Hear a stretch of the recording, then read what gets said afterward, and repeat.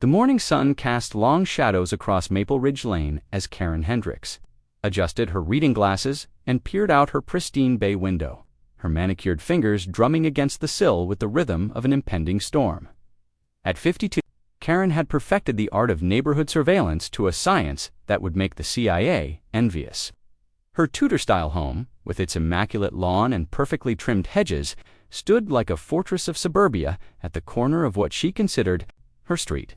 It was 7:23 a.m. on a Tuesday when the first bicycle appeared. The rider was Tommy Chen, a 12-year-old with unruly black hair and a grin that spoke of summer adventures yet to come. His mountain bike, a hand-me-down from his older brother, squeaked slightly as he pedaled past Karen's house. The playing cards clothespinned to his spokes, creating a motorcycle-like rumble that shattered the morning tranquility Karen held so dear. "Absolutely not," Karen muttered, her voice carrying the authority of someone who had spent 15 years as president of the Maple Ridge Homeowners Association. She reached for her phone, speed-dialing her vice president, Margaret Whitmore, before Tommy had even disappeared around the corner. "Margaret, we have a situation," Karen announced without preamble, her tone suggesting national emergency. "The children are riding bicycles through our neighborhood. Again, unsupervised, recklessly." "This is exactly what we discussed at the last board meeting." Margaret's weary sigh crackled through the speaker. "Karen, it's summer vacation. Kids ride bikes. It's what they do." "Not in my neighborhood," Karen replied, already formulating her plan. "We have regulations for a reason, safety protocols, property values to maintain. I won't have our pristine community turned into some sort of bicycle circus." The truth was, Karen's crusade against bicycles had deeper roots than anyone realized. 3 years earlier, her prized garden gnome collection had been casualties of what she termed the Great Bicycle Incident of 2022. A group of neighborhood kids, racing their bikes down the slight incline of Maple Ridge Lane, had lost control and careened into her front yard, decimating her carefully arranged gnome village and leaving tire tracks in her prize-winning petunias. The insurance had covered the damages, but the emotional scars ran deeper than her garden soil. Karen had spent months arranging those gnomes, each one positioned with the precision of a chess master planning checkmate. There was Grumpy Gustav by the mailbox, Cheerful Charlie near the rosebush, and her favorite wise old Wilhelm, who had stood sentinel by her front door for nearly a decade. From that day forward, Karen had declared war on wheels. Her first salvo came in the form of a strongly worded letter to the Homeowners Association, demanding immediate action against the menace of uncontrolled bicycle traffic. When that failed, to produce results, she escalated to door-to-door campaigning. Armed with a clipboard and a PowerPoint presentation she'd titled "Pedal-Powered Peril: Why Bicycles Are Destroying Our Community," Mrs. Henderson from 3 houses down had listened politely for exactly 4 minutes before claiming she had cookies in the oven. The Johnsons had pretended not to be home, though Karen could clearly see their car in the driveway and hear their television through the thin walls. The Patels had nodded sympathetically while their 8-year-old daughter, Priya, made faces at Karen from behind her parents' backs. Undeterred, Karen had taken her crusade to the monthly HOA meetings where she presented traffic flow charts, safety statistics, and what she called the bicycle impact assessment. She'd even hired a traffic consultant, her nephew Gary, who worked for the city's parking department, to conduct a comprehensive study of bicycle-related incidents in the neighborhood. The study, which consisted primarily of Gary sitting in his car for 3 hours on a Saturday morning, concluded that bicycles posed minimal risk to pedestrian safety and property values, a finding that Karen dismissed as clearly biased and lacking in proper methodology. But Karen's persistence had finally paid off. After months of presentations, petitions, and what some neighbors privately called bicycle terrorism, the HOA had voted 4-3 to implement Ordinance 247B, regulation of recreational vehicles on Maple, Ridge Lane, and adjacent streets. The ordinance, written entirely by Karen and rubber-stamped by a board exhausted from months of her campaigning, was a masterpiece of bureaucratic overreach. It required all bicycles to be registered with the HOA, mandated that riders under 16 be accompanied by an adult at all times, established a maximum speed limit of 3 miles per hour for all wheeled recreational vehicles, and most controversially, banned bicycle riding between the hours of 7 a.m. and 9 a.m. and 5 p.m. and 7 p.m. to preserve the peaceful enjoyment of residents. The ordinance had gone into effect on June 1st, just as summer vacation began, and Karen had appointed herself as the primary enforcement officer. She'd invested in a radar gun borrowed from her brother-in-law's police equipment, a stopwatch, and a digital camera with a telephoto lens that made her feel like a professional investigator. Her enforcement strategy was methodical and ruthless. She maintained a log of every bicycle violation, complete with timestamps, photographic evidence, and detailed descriptions of the infractions. Tommy Chen's file was already 3 pages thick, documenting everything from excessive speed on residential roadway, to failure to maintain proper helmet positioning, to creation of noise disturbance via playing card attachment. Karen's latest innovation was the bicycle violation citation system, official-looking pink tickets she'd had printed at the local FedEx store. The tickets, which carried no legal weight but looked impressively official, detailed the specific violation and included a stern warning about repeat offenses. She'd distributed 17 citations in the first 2 weeks of June alone, becoming a figure of legend among the neighborhood children. They'd given her the nickname Bicycle Karen, though none dared use it within earshot of their parents, who were growing increasingly frustrated with the woman who seemed determined to turn their quiet suburban street into a police state. Tommy Chen was her most frequent target, a fact that had not gone unnoticed by his parents, David and Lisa Chen, who had moved to Maple Ridge Lane specifically for its family-friendly atmosphere and the safe streets where their children could play freely. "She's lost her mind," Lisa had confided to her husband over breakfast that morning, gesturing toward Karen's house where they could see their nemesis already positioned at her window, camera in hand. Yesterday, she cited Tommy for riding his bike with insufficient adult supervision. "While I was literally standing in our front yard watching him," David, a mild-mannered software engineer who avoided confrontation the way most people avoided root canals, had simply nodded and suggested they try to be more careful about following the rules.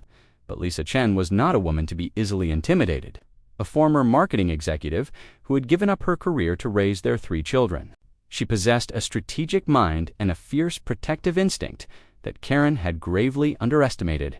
The neighborhood was beginning to choose sides. The Hendersons, whose own children had long since grown and moved away, supported Karen's efforts to maintain order and decorum.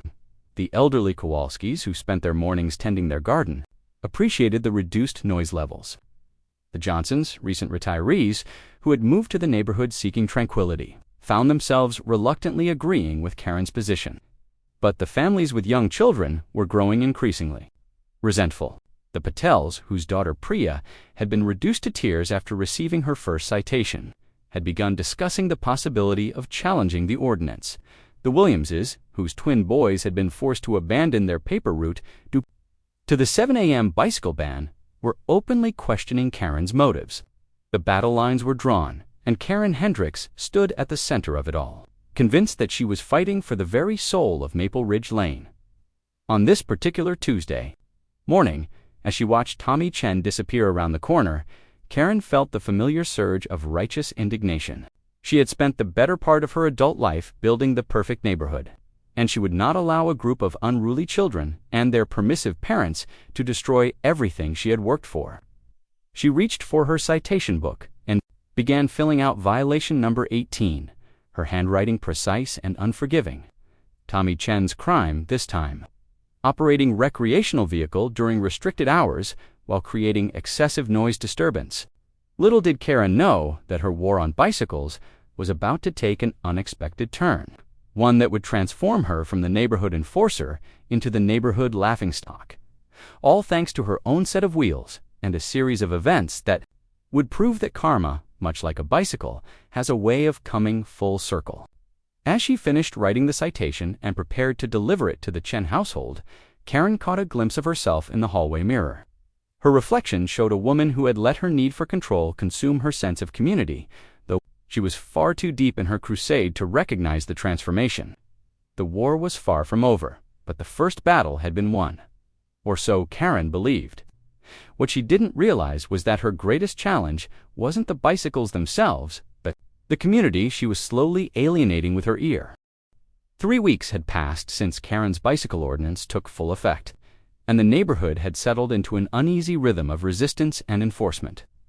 The children had adapted with the resourcefulness that only comes from desperate creativity, developing elaborate systems of lookouts, secret routes, and coded communication that would have impressed Cold War spies. Tommy Chen had become something of a folk hero among the under-16 crowd, his 3-page violation file serving as a badge of honor rather than shame. He'd taken to carrying a small notebook where he documented Karen's daily routines, noting that she typically took her afternoon surveillance break between 2:17 and 2:31 p.m., when she would retreat to her kitchen to prepare her daily cup of Earl Grey tea with exactly 1 sugar cube and a splash of whole milk. This 14-minute window had become known among the neighborhood children as the Golden Quarter, a precious slice of time when bicycles could move freely through Maple Ridge Lane without fear of citation. The kids had even developed a text chain, the Underground Pedal Network, where scouts would send coded messages like, "The Eagle has landed, Karen was at her post," or "Clear skies ahead, the coast was clear." But Karen was not oblivious to their schemes. Her years of HOA presidency had taught her the value of intelligence gathering, and she had begun to suspect that the children were organizing against her. The evidence was circumstantial, but damning. Bikes would appear moments after she left. Her post disappeared just before she returned, and she'd caught Tommy Chen looking directly at her window with what she could only describe as calculated defiance. "They're mocking me, Margaret," Karen confided during one of her daily phone calls to her vice president. "These children think they can outwit a woman who spent 15 years managing a homeowners association. They have no idea what they're dealing with." Margaret, who had grown increasingly weary of Karen's obsession, attempted diplomacy. "Perhaps we could modify the ordinance slightly, allow some flexibility for—" "Absolutely not," Karen interrupted, her voice sharp with indignation. "The moment we show weakness, they'll run roughshod over every rule we've established. This is about more than bicycles, Margaret. This is about maintaining order in a world that seems determined to descend into chaos." The turning point came on a sweltering Thursday afternoon when Karen witnessed what she would later describe in her incident report as the Great Bicycle Insurgency of July 18th. While returning from her weekly grocery run, she discovered no fewer than 7 children, riding their bikes in formation down Maple Ridge Lane, led by Tommy Chen like some sort of preteen cycling general.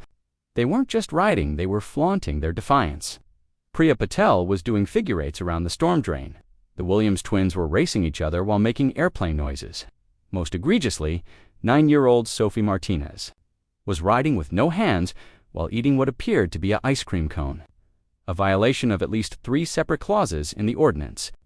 Karen's hands trembled as she reached for her camera.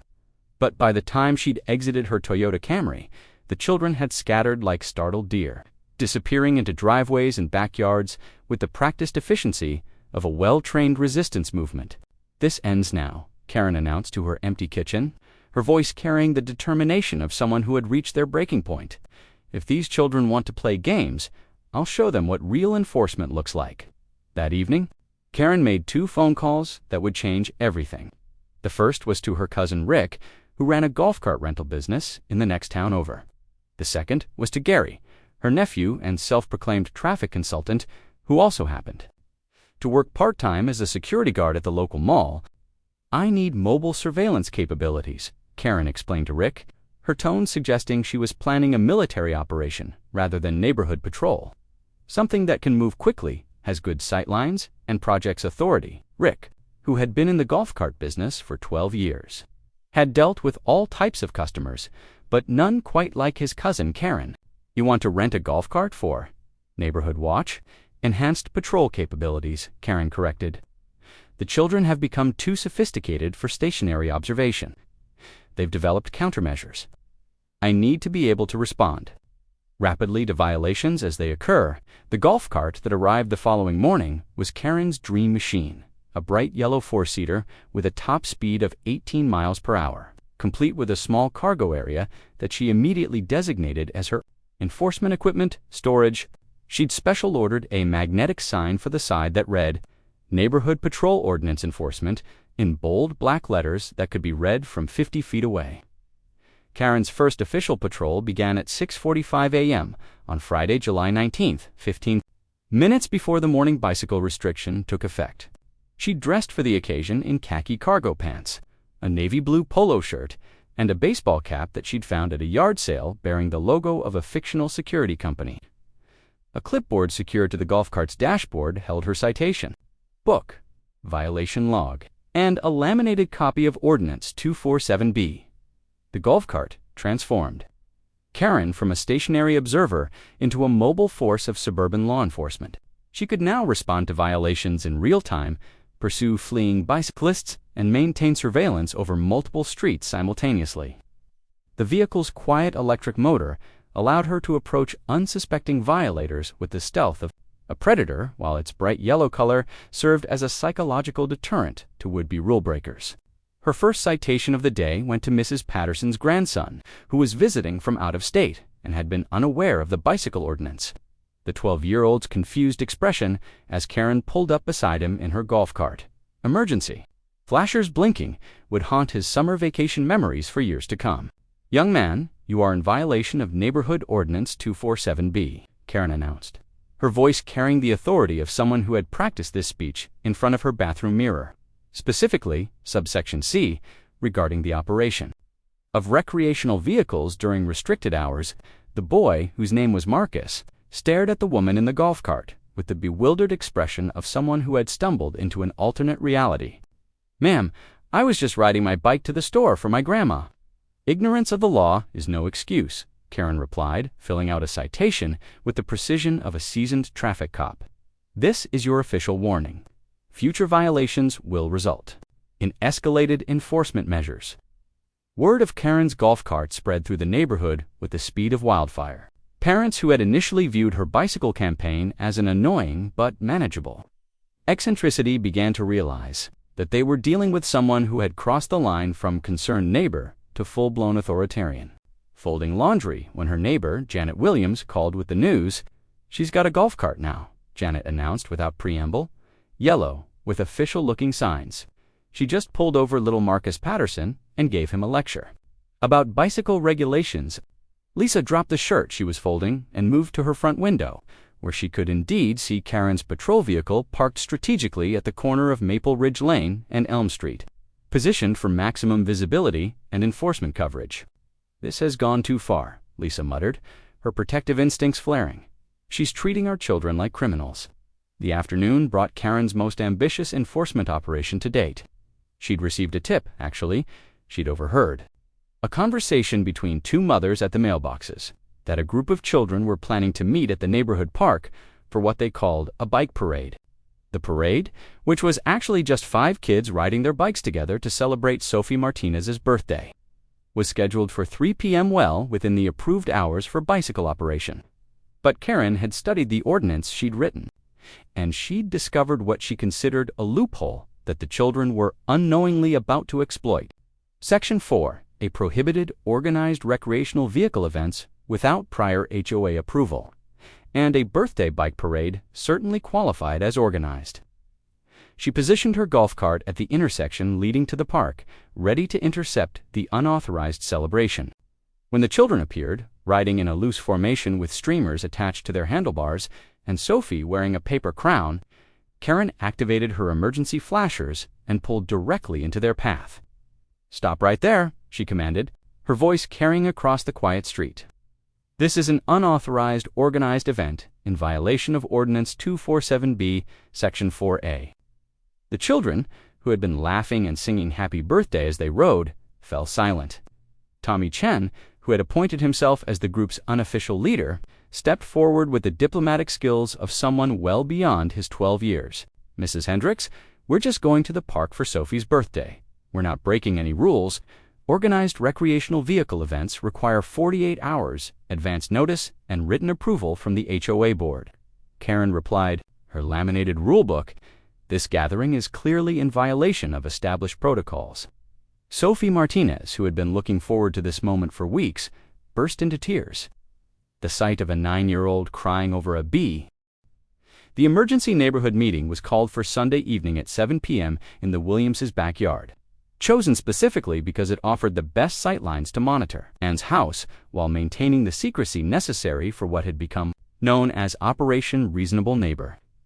Lisa Chen had spent the weekend making phone calls, her marketing background proving invaluable as she organized what was essentially a grassroots campaign against Karen's reign of suburban terror. By Sunday evening, she had assembled a coalition that included not just the families with children, but also several of the neighbors who had initially supported Karen's efforts. The breaking point for many had come when Karen had attempted to cite Mrs. Patterson's visiting grandson, followed by the Sophie Martinez birthday incident. But the final straw had been Saturday's sidewalk chalk violation, when Karen had issued a citation to 6-year-old Emma Rodriguez for drawing hopscotch squares on the sidewalk with washable chalk, claiming it constituted unauthorized street marking under a subsection of the ordinance that most people weren't even aware existed. "She's lost all perspective," Margaret Whitmore announced to the gathered crowd of nearly 20 neighbors. "I've been trying to work with her for months, but she's become completely unreasonable. Yesterday, she asked me to add a clause to the ordinance that would regulate the volume of children's outdoor voices." A collective murmur of disbelief rippled through the group. Janet Williams, who was hosting the meeting, stood up with the authority of someone who had reached their limit. "My husband and I moved here because we thought it would be a great place to raise our boys," she said, her voice carrying the frustration of a parent who had watched her children's summer gradually restricted by an increasingly authoritarian neighbor. "Instead, we've got a woman in a golf cart terrorizing kids for riding bikes. This isn't the community we signed up for." David Chen, still surprised by his own courage from the previous day's confrontation, raised his hand tentatively. "I've been thinking about the legal aspects of this. I'm not a lawyer, but I did some research, and I don't think Karen's ordinance would hold up to any serious legal challenge. The HOA's authority is pretty limited when it comes to public streets and basic recreational activities." This revelation sparked a heated discussion about the legitimacy of Karen's entire enforcement regime. Several neighbors admitted that they had simply assumed the ordinance was legally binding because Karen had presented it with such authority and official-looking documentation. "She's been bluffing this whole time," said Dr. Martinez, Sophie's father and a local pediatrician who had been quietly fuming since his daughter's birthday celebration had been ruined. "Those citations she's been handing out, they're just fancy pieces of paper. She has no actual authority to enforce any of this."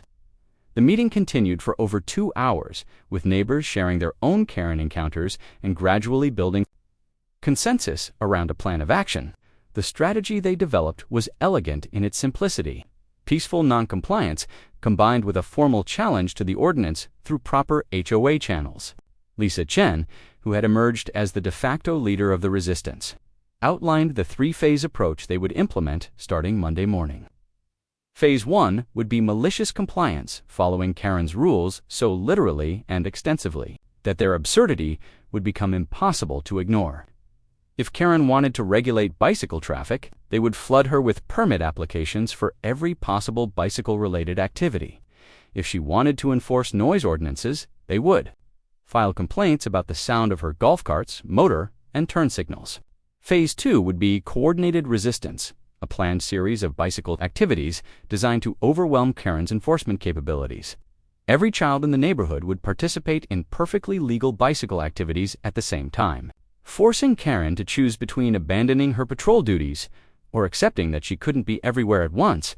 Phase 3, if necessary, would be formal challenge, a petition to remove Karen from her position as HOA president and a vote to repeal Ordinance 247B entirely. The plan was scheduled to begin at 7 a.m. Monday morning, with what Lisa had dubbed the Great Bicycle Liberation of Maple Ridge Lane. Karen, meanwhile, had spent her weekend in blissful ignorance of the rebellion brewing just 3 houses away. She had used the time to create what she called her Enforcement Enhancement Plan, a detailed strategy for expanding her patrol coverage and increasing citation efficiency.